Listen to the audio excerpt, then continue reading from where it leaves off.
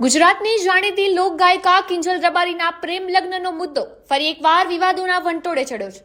પાટણ જિલ્લામાંથી આ સમયના સૌથી મોટા સમાચાર સામે આવી રહ્યા છે, જ્યાં કોર્ટની બહાર હાઈ પ્રોફાઇલ હુમલાનો પ્રયાસ થતા મામલો ફરી એકવાર ગરમાયો છે। હા, એ જ કિંજલ રબારી અને અશોક ચૌધરી, જેમના પ્રેમ લગ્ન બાદ ભારે સામાજિક દબાણ આવતા બંને પોતાની મરજીથી અલગ થઈ ગયા હોવાના અહેવાલો વહેતા હતા। કિંજલ રબારીએ રાધનપુર ફેમિલી કોર્ટમાં કાનૂની રીતે વિધિવત છૂટાછેડા મેળવવા અરજી કરી હતી।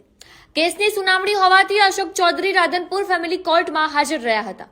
આરોપ છે કે કિંજલ રબારીના પરિવારજનો તરફથી ભારે દબાણ હોવા છતાં અશોકે છૂટાછેડાના કાગળ ઉપર સહી કરવાની ચોખ્ખી ના પાડી હતી અને સહી કરવાની આ ના પાડતા જ મામલો લોહિયાળ બનતા રહી ગયો છે। જી હા, અશોક ચૌધરી જ્યારે કોર્ટની મુદત પૂરી કરીને પોતાની ગાડીમાં પરત ફરી રહ્યા હતા ત્યારે જ રસ્તામાં તેમની ગાડીને ઘેરી લેવામાં આવી હતી। હાથમાં તીક્ષ્ણ હથિયારો સાથે આવેલા અંદાજે 4 જેટલા શખ્સોએ અશોક ચૌધરી પર જીવલેણ હુમલો કરવાનો પ્રયાસ કર્યો છે।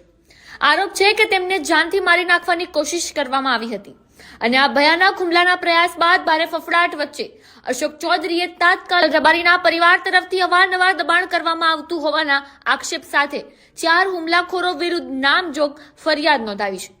હાલ પોલીસે ગુનો નોંધીને આ હાઈ પ્રોફાઇલ મામલે વધુ તપાસના ચક્રો ગતિમાન કર્યા છે।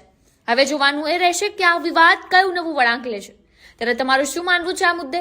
કોમેન્ટ કરીને જરૂરથી જણાવજો।